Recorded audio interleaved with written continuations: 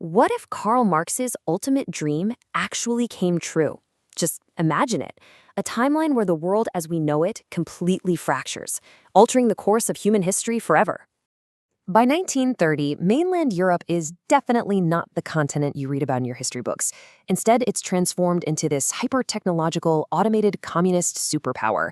And to even survive this staggering new reality, the United States and Britain, well, they've built an airtight military wall around the entire Atlantic. This unprecedented geopolitical fracture literally turned the map of the world upside down. It's an incredible scenario, pitting two totally irreconcilable titans against one another in a silent, terrifying struggle for the future.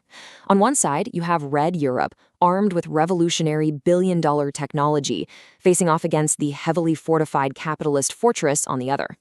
And right between these two monolithic powers lies an Atlantic Ocean absolutely choked with warships.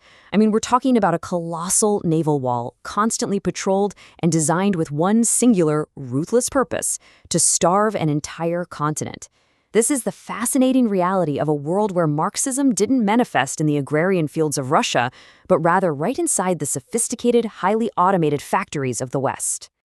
Section 1. The 1917 breaking point. So the genesis of this entire fractured reality traces right back to the muddy, rain-soaked trenches of 1917. While in our real history mutinies were suppressed, in this timeline, the sheer exhaustion of industrial slaughter just snaps the spine of the military command. French soldiers literally drop their rifles and march toward Paris, and by 1919, the standard of industrial socialism flies all the way to the borders of Poland. Now you have to realize this was a completely different breed of revolution. We're not talking about a peasant-driven uprising here. This is Marxism realized within the wealthiest, most educated, and technologically advanced societies on Earth. By combining German precision engineering with French industrial capacity, they created an economic engine that was simply unmatched. Section 2. Rise of the Capitalist Fortress. As the old regimes crumbled across Europe, a quiet, intense panic started rippling through the global aristocracy. Fleeing on panicked ocean liners to London and New York, you can almost imagine the heavy coins clinking as they packed up their wealth. This unprecedented flight of capital triggered a hyper-capitalist mutation across the Anglosphere.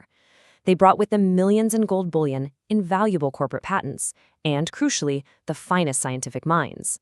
Because of this, Wall Street transformed almost overnight into a financial command center, merging its interests directly with the British Crown out of sheer, raw instinct for survival. Concurrently, the United States permanently abandoned its historic isolationism. They effectively turned Great Britain into a heavily fortified, unsinkable aircraft carrier, and their unified foreign policy became one thing: total containment. Over in the fog-choked streets of London, the state became an omnipotent shield. The government ruthlessly regulated its society through massive corporate monopolies and intense domestic surveillance. They were desperately trying to insulate the public from the ideological contagion that was raging just across the channel. Section 3. The Subcontinent Subversion. Cut off from European markets, London faced some incredibly dangerous economic pressure, and so they began squeezing their overseas colonies, particularly the British Raj, with unprecedented severity. But refusing to just be choked out, the automated collectives in Red Berlin and Paris launched a massive, covert campaign of industrial smuggling.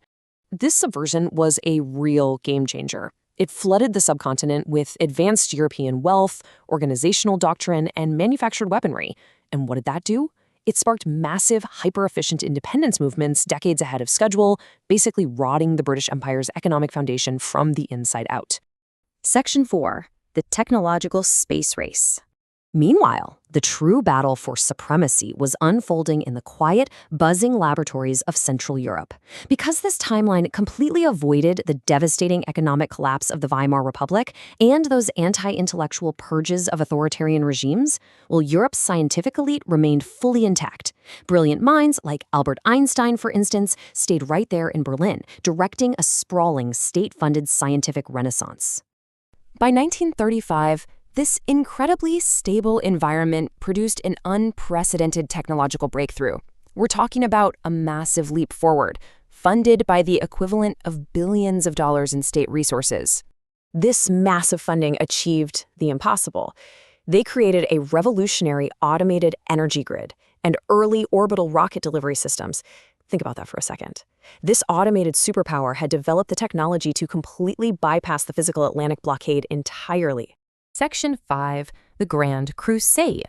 The realization that this automated superpower had successfully conquered the skies absolutely shattered the illusion of Anglo-American containment. That mighty naval wall we talked about earlier, rendered instantly obsolete. Against European satellites in wireless energy grids, millions of tons of warships floating in the Atlantic meant absolutely nothing.